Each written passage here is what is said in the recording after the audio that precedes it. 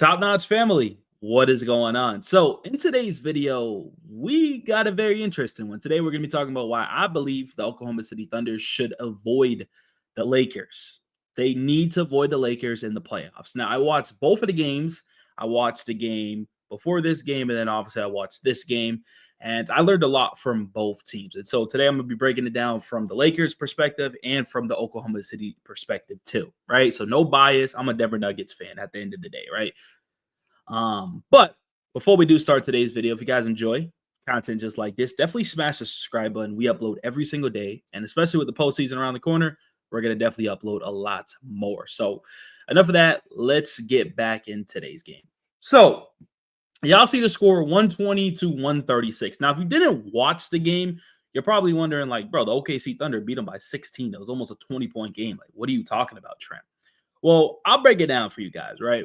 So this Los Angeles Lakers team in that third quarter, so the first two quarters, like OKC defense wasn't stopping Lakers. Lakers defense wasn't stopping OKC. As you see, it was 43-43 in that first quarter, right?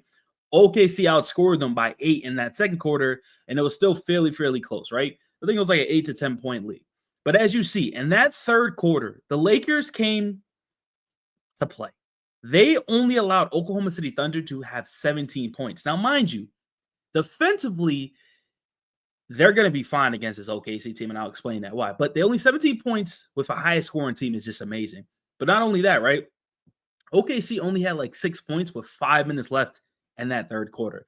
And then obviously they made some free throws and made some shots. But the Lakers came back because of this third quarter, right? And it was a back and forth game. Like, it was like, I'll show you the team stats real quick. So like OKC's like largest lead was 20, but obviously that was because near the end of the game. But it was mainly back and forth. Like, this was a back and forth game for sure, right? Then the fourth quarter hits, and it's still like a 1-2 point game. And Luka Doncic earlier in the game, I forgot, already got a tech, right? So if he gets another tech, he's going to be kicked out. So about 7 minutes left in the game. I believe the Lakers are down 1 or they're up 1. Luka gets a shot, fadeaway shot is a tough shot, and he's speaking to the crowds. But the refs think he's speaking to the refs, of course, because this is what the typical refs do, and they eject Luka. Mind you, this is a 1 point game, or the Lakers are up by 1 point, either or, right?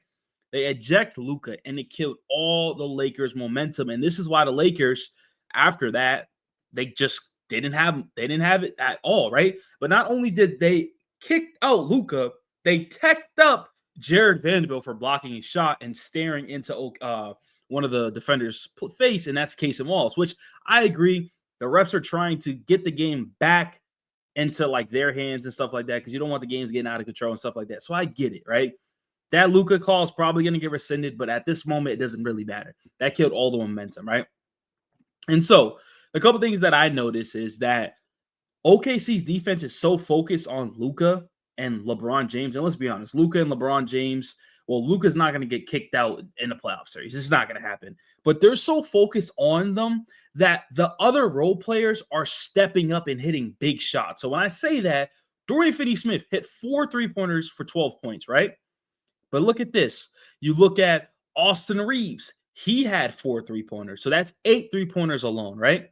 Then you got players like Dalton Kennett hitting a 3-pointer. Then you got Jordan Goodwin hitting 2 3-pointers. And you got Gabe Vincent hitting a 3-pointer. So they made 18 3-pointers, which is shooting about 45% from the field. Also, since the defense is so focused on Luka and LeBron, like I said, it gets the other guys involved. But I also trust the Lakers' big three more than I trust the Oklahoma City Thunder big three. I trust LeBron. I trust Luka. And AR-15 is a bucket. I mean, in that first half, he hit 18 points. Second half, they kind of slowed him down. He had 24. But at the end of the day, if AR is having 24 and Luka never gets kicked out this game, Lakers probably win this game. Simple as that. But it is what it is. Lakers role players, I had concerns. But if they're hitting shots because they're open looks, because OKC's defense is so focused on these two stars, it's gonna be hard to stop. And you guys think I'm making this up, right? When we go back to the last game where the Lakers destroyed the Oklahoma City Thunder, they made 22 3-pointers. So this game they had 18. Last game they had 22. And I'll show you on the screen right here. So you guys know I ain't bull crapping, right? Look at this. 126 to 99.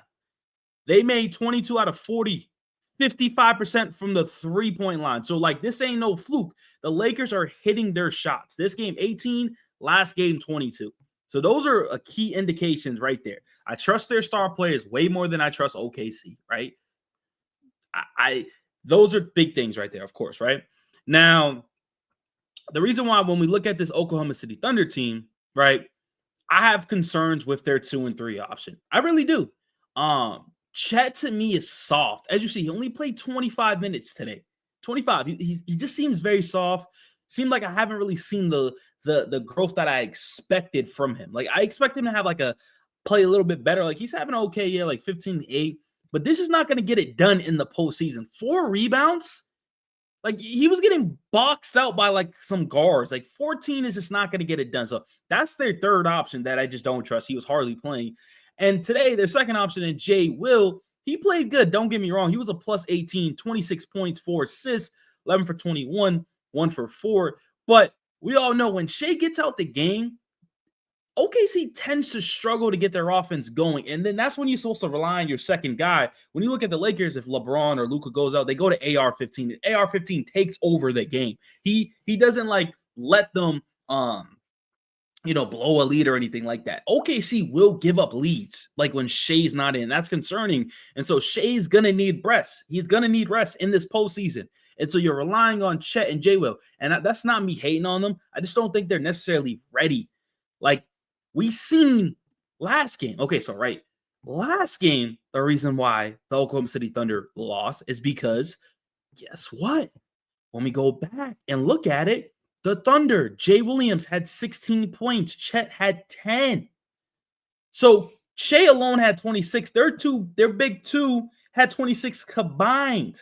It's just not going to get it done at all. And that's one of like my main concerns of this, for real, for real. And then also like this team, like defensively is good. Don't get me wrong. Like Dort, Kendrick Williams and Caruso, like they're good defensively, but I'm just not too confident in them at all, right? And another thing I will say is I give it to Dort. Dort has completely worked on that shot. He is a good shooter. I believe he shoots like 40% from the three-point line. But is Dort constantly going to hit 5 3-pointers? Like today, he was 5 for 8. He was 5 for 8. Then you could say that about these other role players for the Lakers too. You're right? But these are like Finney Smith is known for hitting threes, right? Gabe Vincent was always a solid player in this league. Like these are solid players in their league. Like Jordan Goodwin, Dalton Connect, maybe not, but the other players, like they have the experience. Like I'm not saying Dort doesn't have the experience, but I'm just not confident in hitting 5 threes. So I think those are the couple things that I think OKC should worry about. But not only that, too, like Lakers were taking advantage because they have size over OKC. Like there's a lineup where they can throw Dorian Finney-Smith, they can do Jared Vanderbilt, LeBron, Luka. Like that's size AR. They have the size advantage over OKC. You know what I mean? So the size advantage when Chet's playing soft, like not getting as much rebounds as he should, like there's concern. And like I think OKC is an amazing team. I think they're going to be completely fine, but I just think they need to avoid the Lakers. They need to because it's going to be a tough matchup, and the Lakers probably want to avoid them too, right? But it's like for OKC having a great year, 60-plus wins, you probably don't want to go into this matchup like you're excited because, like I said, Lakers probably win this game if Luka never gets ejected. But give it to props.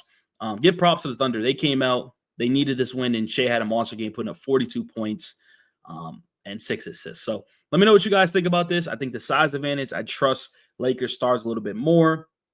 And then also just if the Lakers maintain this 3-point percentage, which they have in these last 2 games, because their defense is so focused on Luka and LeBron and AR, these dudes are getting open looks. And at the end of the day, if you get open looks in the playoffs and you knock them down, it's going to be hard, right? And I just don't trust that OKC's offense. Like if they're in transition, they're completely fine. If they're forcing turnovers, they're completely fine.